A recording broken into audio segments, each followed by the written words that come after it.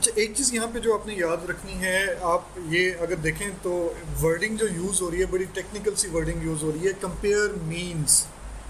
Compare means का मतलब है कि अगर आपने लोगों की, चीज़ों की परफॉर्मेंस को on the basis of average compare करना है, तो बहुत सारी ऑप्शन जो है वो इस मेन्यू में होगी।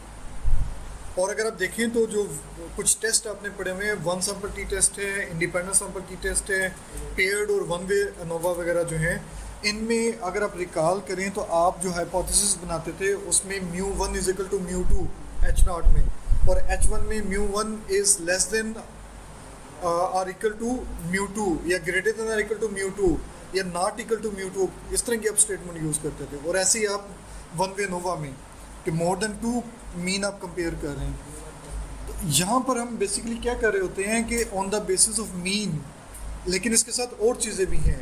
डेटा में वेरिएशन, अगर आप रिकॉल करें फार्मूला उसका इंडिपेंडेंट सैंपल टी या जी टेस्ट का, तो फार्मूला हमारे पास क्या बनता है, x1 bar minus x2 bar divided by under root of pooled variance multiply by 1/n1 plus 1/n2। ठीक है। अब वो जो, अब अगर आप देखिए इसमें तीन चीज़ें कम से कम, सॉरी 6 चीज़ें आ रही हैं। एक पॉपुलेशन के सैंपल का मीन, उसकी नंबर ऑफ ऑब्जर्वेशन, और उसका वेरिएंस या स्टैंडर्ड डिवीजन। यही इंफॉर्मेशन सेकंड सैंपल के लिए भी हम यूज़ कर रहे हैं। इन 6 इंफॉर्मेशन की बेस पर आप on the basis of average performance comparison करने जा रहे हैं। और फर्दर भी रिकॉल करें कि आम तौर पर जब हम स्टैटिस्टिकल एनालिसिस करते हैं तो पहला काम आम तौर पर हमारा डिस्क्रिप्टिव स्टैटिस्टिक्स का होता है, यानी आपने चीज़ों को जस्ट बयान करना है, डिस्क्राइब करना है, एक्सप्लेन करना है। आपने वहाँ से भी इंफ्रेंस ड्रा नहीं करना, नताइज अखज़ नहीं करने। यानी इन 2-3 दिनों में लेक्चर्स में हमने जो काम किए हैं उसमें डाटा को जस्ट डिस्क्राइब किया है, हमने उसे इंटरप्रेट प्रॉपर्ली नहीं किया, हमने उससे कोई डिसीजन नहीं लिया, हमने उससे कोई कंक्लूजन या इंफ्रेंस ड्रा नहीं किया। कंपेयर मीन का मतलब ये है कि अब हम इस स्टेज पर हैं कि डिफरेंट ग्रुप को कंपेयर करेंगे और फिर हम डिसीजन ड्रा करेंगे, इंफ्रेंस ड्रा करेंगे।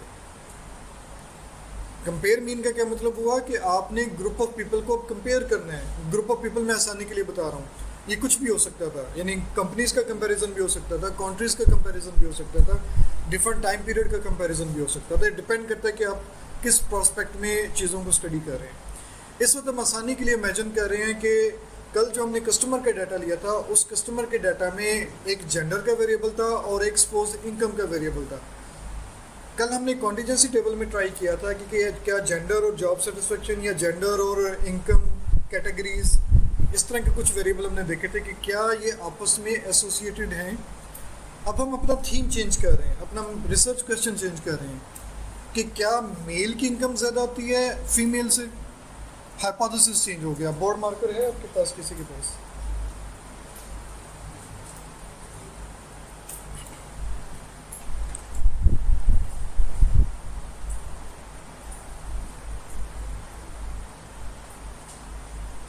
जी जी। अब हमारे पास क्या है कि एक मेल ग्रुप है, ठीक है, और एक फीमेल ग्रुप है। हमने फीमेल से भी डाटा लिया हुआ है और मेल से भी।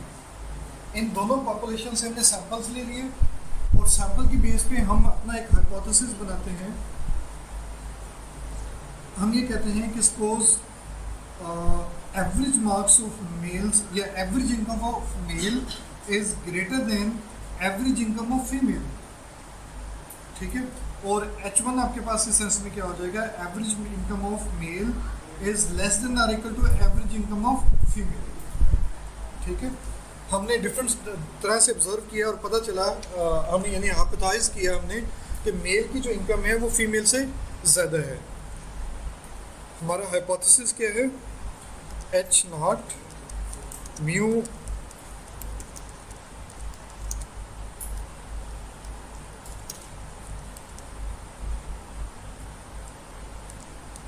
ये हमारा H नॉट हो गया। और इसी तरह से हम H1 ले लेते हैं।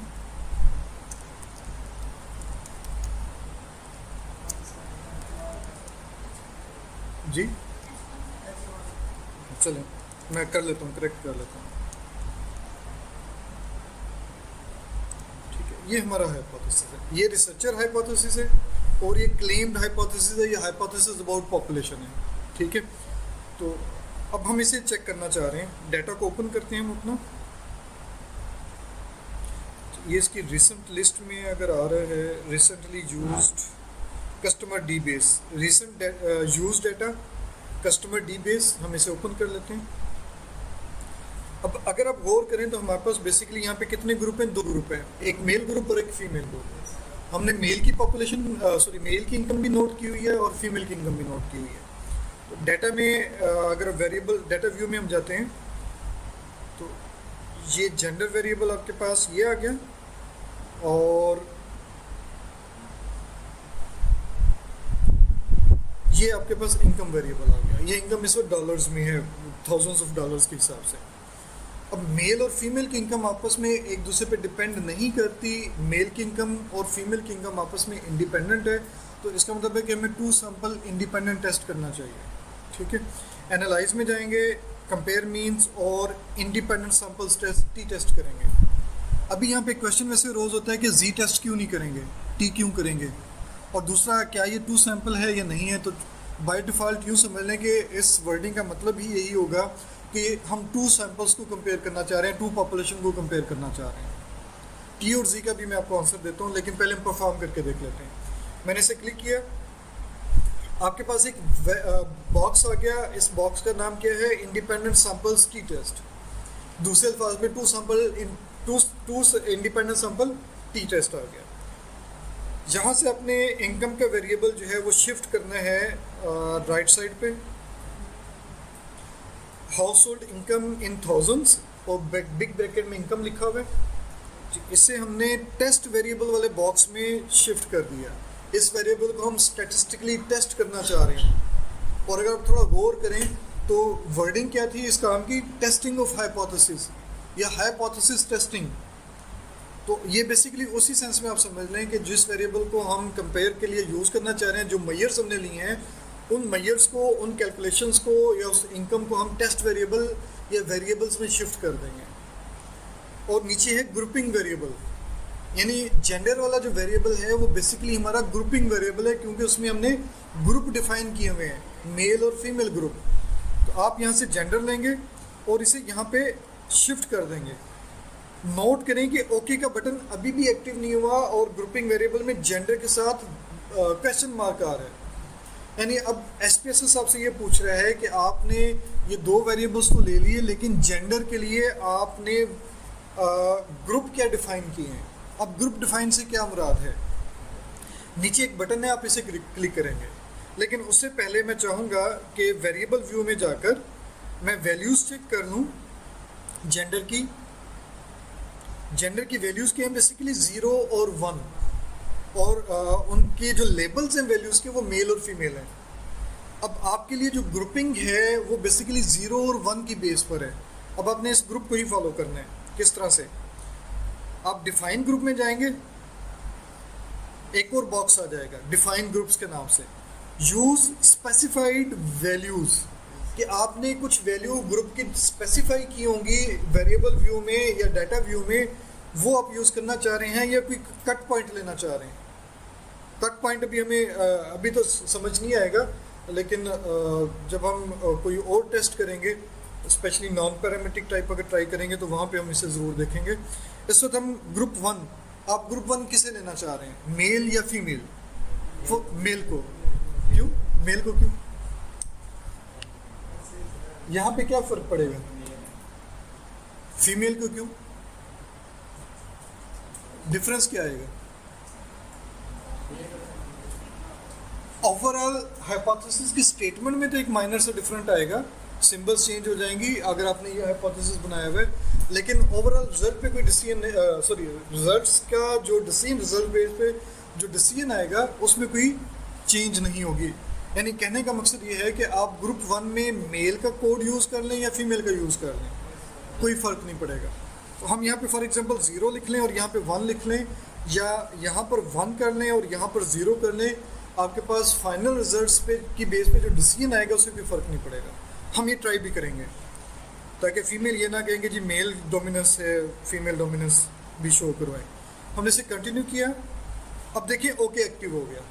इसका मतलब है कि वेरिएबल डिफाइन करने के बाद, टेस्ट वेरिएबल और ग्रुपिंग वेरिएबल डिफाइन करने के बाद आपने इस डायलॉग बॉक्स की ऑल मिनिमम रिक्वायर्ड जो इंफॉर्मेशन थी वो प्रोवाइड कर दी। ओके को प्रेस करें। देखें आपके पास रिजल्ट्स आ रहे हैं। ग्रुप स्टैटिस्टिक्स, ग्रुप स्टैटिस्टिक्स में ये नंबर्स विजिबल हैं, लास्ट वालों को खास तौर पर विजिबल हैं। मेल और फीमेल ग्रुप, मेल की total number of counts frequency में भी हमें यही नज़र आ रही थी और यहाँ पे भी यही नज़र आ रही है, मेल और फीमेल की। मेल का एवरेज इनकम और फीमेल की एवरेज इनकम, मेल की एवरेज डिस्पर्शन मेल सैंपल की, और इस तरह से फीमेल सैंपल की एवरेज डिस्पर्शन यानी स्टैंडर्ड डिवीजन।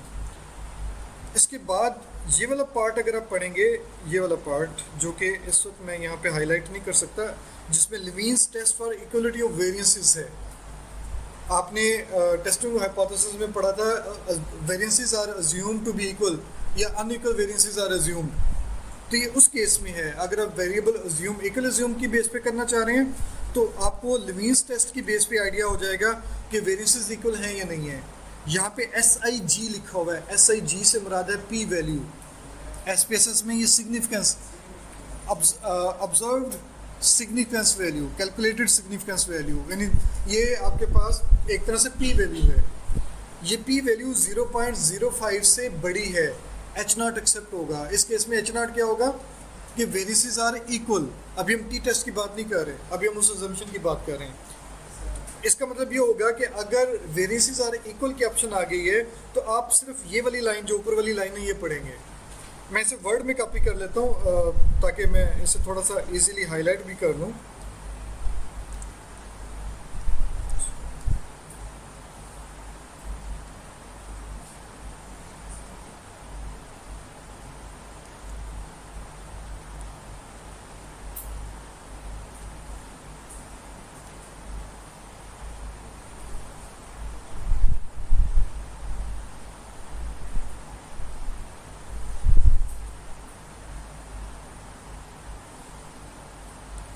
ठीक है, इसमें इस वक्त मैं इस पार्ट को डिस्कस कर रहा हूँ। पी वैल्यू जो है वो 0.05 से बड़ी है तो हम इस रो को फॉलो करेंगे, इस पूरी रो को, ठीक है। अदरवाइज हम इसे फॉलो करते हैं, नीचे वाली रो को फॉलो करते हैं। कैलकुलेटेड टी वैल्यू जो है वो 0.682 आई है, 0.682। डिग्री ऑफ फ्रीडम्स आपके पास यानी N1 + N2 - 2 के जरिए से कैलकुलेट हैं। 5000 थी तो 2 माइनस होकर आपके पास आ गया। ये पी वैल्यू है, ये टू टेल्ड पी वैल्यू है, टू टेल्ड पी वैल्यू, यानी आप इसे 2 पे डिवाइड करेंगे, 0.495 डिवाइडेड बाई 2, तो ये आपके पास क्या होगा 0.247। अब ये 1 टेल्ड जो पी वैल्यू है, ये हमने क्यों किया कि हमने यहाँ पे जो हाइपोथेसिस बनाया था ये 1 टेल था, तो हमने 2 पे डिवाइड कर दिया। 1 टेल की सूरत में स्टिल ये वैल्यू 0.05 से बड़ी है, इवन 0.1 से भी बड़ी है, 0.2 यानी अल्फा 20% से भी बड़ी है। हम यहाँ पे क्या कहेंगे कि मेल और फीमेल की जो कस्टमर्स हमने स्टडी किए थे उनकी on average house hold income में डिफरेंस नहीं है, स्टेटिस्टिकली डिफरेंस नहीं है। अगर डिफरेंस है तो ये difference due to random variation है, बाय चांस है, ये नेचुरल वेरिएशन की बेस पर है।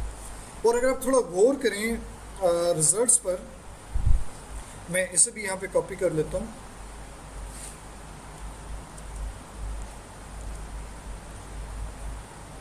देखिए मेल और फीमेल की इनकम में एज सच बहुत ज़्यादा डिफरेंस नहीं है, डिस्पर्शन में डिफरेंस है, लेकिन कुछ डिफरेंस जो है वो नंबर ऑफ ऑब्जर्वेशन में भी हैं। ये सारी चीज़ें ऑलमोस्ट बैलेंस हो रही हैं और बैलेंस होने की बेस पर इन 6 इंफॉर्मेशन की बेस पर, मैंने आपसे कहा था 6 इंफॉर्मेशन, इन 6 इंफॉर्मेशन की बेस पर जब हमने फार्मूले वाला टूल यूज़ किया तो वो टूल हमें सजेस्ट कर रहा है, और उसके बाद जो आपके पास क्रिटिकल रीजन बनता है टेबल से, वो आपको सजेस्ट कर रहे हैं कि डिफरेंस एग्जिस्ट करता है, लेकिन ये डिफरेंस इतना है कि हम इसे इग्नोर कर सकते हैं, ये डिफरेंस मैटर नहीं करता, सिग्निफिकेंट डिफरेंस नहीं है। क्लियर हो गया? अच्छा, अब यहाँ पे क्वेश्चन है कि आपको ये बताया गया कि for large population you can use Z statistics, two sample Z test use करना चाहिए था, तो आपने टी टेस्ट क्यों यूज़ किया, या एसपीएसएस में टी टेस्ट क्यों है, जी क्यों नहीं है? तो उसकी एक बड़ी सिंपल सी रीजनिंग है कि almost after 30 degree of freedom, 29, 30, 31 degree of freedom, जो टी और जी है ये ऑलमोस्ट इनकी वैल्यू सेम होना शुरू हो जाती हैं। इसका मतलब ये हुआ कि बाजार यहाँ पे ये टी टेस्ट किया गया है, लेकिन बैकएंड पे जो एल्गोरिथम यूज़ हुआ है वो जी का ही है। यानी आपको बेशक यहाँ पे टी लिखा हुआ नजर आए, आप कॉन्फिडेंटली कह सकते हैं कि आपने यहाँ पर two sample Z test perform किए। जी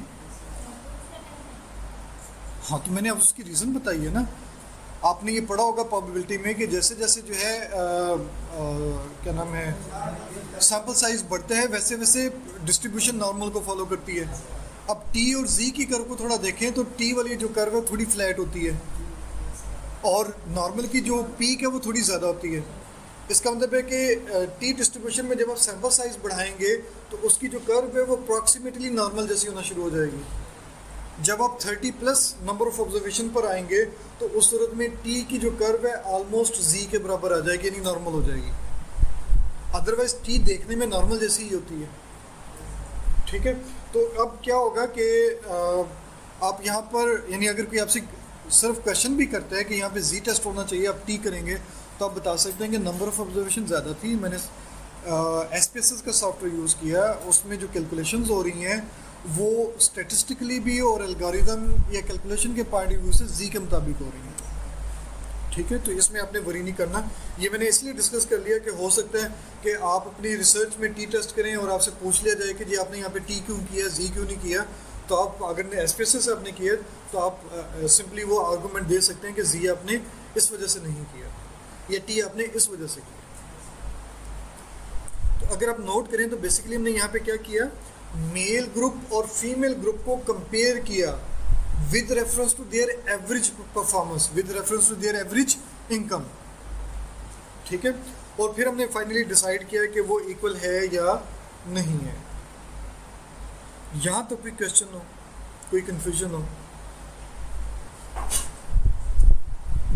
कोई क्वेश्चन नहीं है, क्लियर है सब कुछ? इसी तरह से और बहुत सारे वेरिएबल हैं, लेकिन उसमें एक और पॉइंट हम फर्दर देख लेते हैं। सपोज कर लें कि मैं एज कैटेगरी के पॉइंट ऑफ व्यू से कंपेयर करना चाह रहा था। मेरे जहन में एक और हाइपोथेसिस आया कि डिफरेंट एज ग्रुप के लोग जो हैं वो डिफरेंट उनकी इनकम होगी, यानी डिफरेंट एज ग्रुप के जो हाउस होल्ड हैं उनके जो डिफरेंट एज ग्रुप के जो कस्टमर हैं उनकी जो हाउस होल्ड इनकम है, यानी उनके जो घरों में जो फैमिली है ओवरऑल उनकी जो इनकम बनती है वो डिफरेंट होगी। अब यहाँ पे एक प्रॉब्लम आ जाती है, यहाँ पर टोटल ग्रुप कितने हैं, 1 2 3 4 5 6 एंड 7। सेवन्थ जो ग्रुप है वो नो रिस्पॉन्स है, यानी एक ऐसे लोग भी हैं जिन्होंने बताया ही नहीं है कि उनकी हाउस होल्ड इनकम कितनी है। ये चंद लोग भी हो सकते हैं और सैकड़ों में भी हो सकते हैं।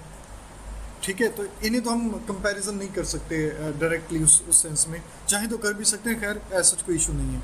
लेकिन मेरा इंटरेस्ट ये है कि मैं कंपेयर करना चाह रहा हूँ कि वो लोग जिनकी एज 18 साल से कम है और 65 साल से ज़्यादा है,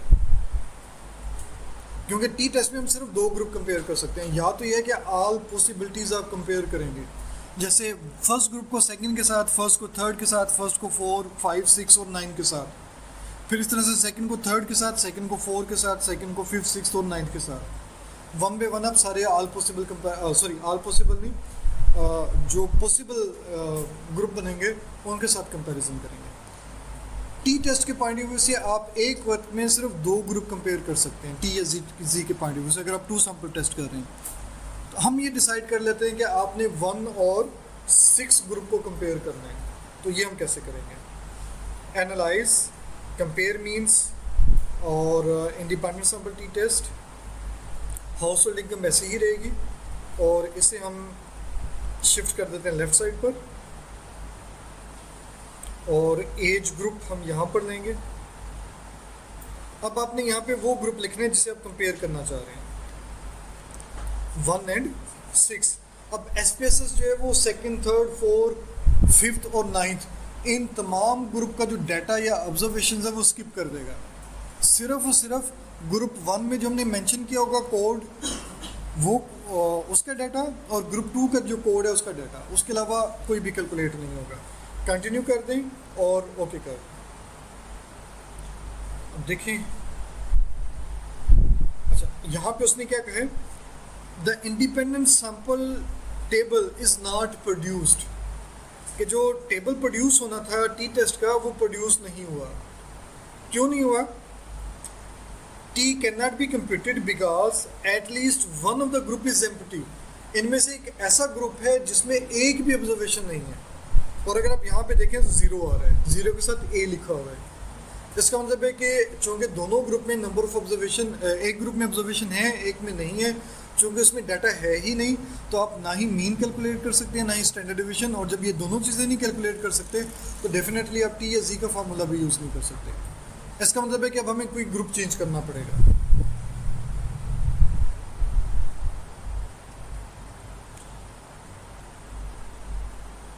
अब देखिए, इस वक्त डिफाइंड ग्रुप एक्टिव नहीं है। क्यों एक्टिव नहीं है? इससे टेस्ट वेरिएबल एक्टिव है। आप डिफाइन ग्रुप को क्लिक करेंगे तो डिफाइन वेरिएबल ग्रुप का जो बटन है ये एक्टिव हो जाएगा। इससे क्लिक किया और यहाँ पर मैं 1 की बजाय फॉर एग्जांपल 2 लिख देता हूँ कि मैं सेकंड और 6 को करना चाह रहा हूँ, क्योंकि फर्स्ट ग्रुप में नंबर ऑफ ऑब्जर्वेशन 0 है। Continue, okay. अब देखिए आपके पास रिजल्ट्स आ गए, एक तरफ 600 समथिंग है और एक तरफ 1000 समथिंग है। टोटल डाटा आपके पास 5000 था, लेकिन इस वक्त अगर आप देखें तो 1668 ऑब्जर्वेशंस है टोटल आपके पास।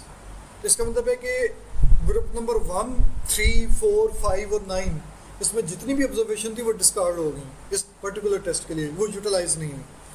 बाकी अगर आप देखें तो टी वैल्यू जो है वो सिग्निफिकेंट आ रही है, इवन जो अनइक्वल वेरिएंस है वो भी जो है सिग्निफिकेंट आ रहा है।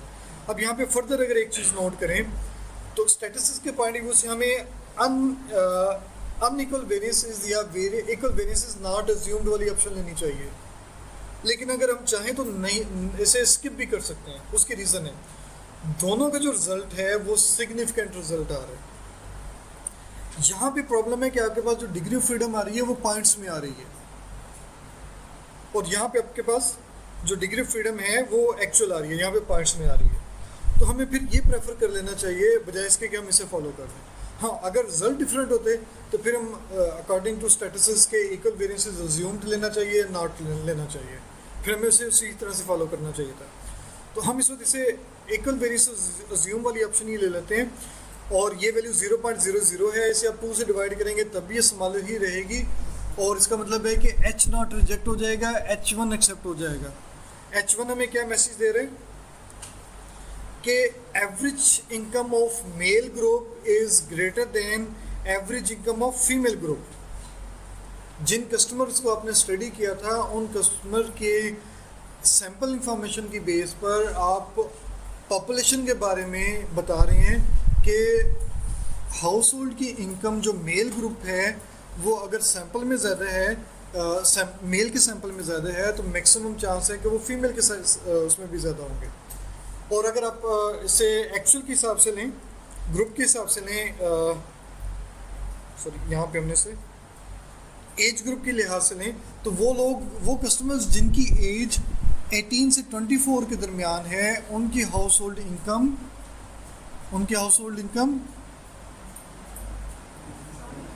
कम है उनसे जिनकी एज 65 ईयर से ज़्यादा है। ठीक है, और ये आप काफ़ी हद तक यहाँ से क्लेम भी कर सकते हैं, बता भी सकते हैं कि देखें जो देखें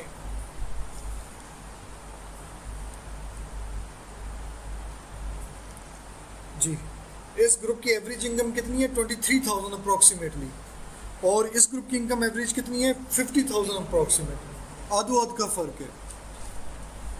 ठीक है, और इसी तरह से स्टैंडर्ड डिवीजन में भी फ़र्क आ रहा है, इसमें भी काफ़ी फ़र्क है। तो इनमें चूँकि काफ़ी ज़्यादा फ़र्क है, तो इसी वजह से ओवरऑल आपके पास जो कंक्लूजन है वो भी डिफरेंट आ रहा है। अब देख लें कि यहाँ पे भी आपके पास मीन भी है, स्टैंडर्ड डिवीजन भी है, लेकिन उसके बावजूद आप कंक्लूड कर रहे हैं, इन्फरेंस ड्रा कर रहे हैं कि फ़लाँ ग्रुप की जो एवरेज इनकम है वो फ़लाँ ग्रुप की एवरेज इनकम से ज़्यादा है और स्टैटिस्टिकली सिग्निफिकेंट है। अगर आपको सिर्फ ये रिजल्ट बता दिए जाएं, सिर्फ ये रिजल्ट्स, यानी टी टेस्ट परफॉर्म ना किया जाए, तो आप इस बेस पे ये नहीं कह सकते कि मेल की इनकम ज़्यादा है या फीमेल की ज़्यादा है। जब तक आप टी टेस्ट या जी टेस्ट परफॉर्म नहीं करेंगे, कैलकुलेटेड और क्रिटिकल वैल्यू कंपेयर नहीं करेंगे, तब तक आप कंक्लूजन ड्रा नहीं कर सकेंगे। ठीक है, तो हमने लास्ट टाइम जो भी डिस्कस किया था वो जस्ट डिस्क्रिप्शन थी। अब हम जो डिस्कस कर रहे हैं ये आपके पास स्टैटिस्टिकल इन्फ्रेंस के पॉइंट ऑफ व्यू से आ रहा है कि आप कंक्लूड भी कर सकते हैं। अब यहाँ पर आगे जो है वो मुख्तलिफ लोगों का काम है, वो पॉलिसी बनाना चाह रहे हैं कि फ़ीमेल की इनकम बढ़ाई जाए। उन्हें एक लार्ज डाटा से, ह्यूज डाटा से इंफ्रेंस मिल गया कि फ़ीमेल की इनकम कम है, मेल की इनकम ज़्यादा है, तो अब वो कोई ऐसी पॉलिसी लॉन्च कर सकते हैं जिसकी बेस पर जो फ़ीमेल की इनकम इंक्रीज़ की जा सकती है या मेल की डिक्रीज़ की, वो वट एवर वो जो भी गवर्नमेंट पॉलिसी बनाना चाहे या इदारा जो भी करना चाहे।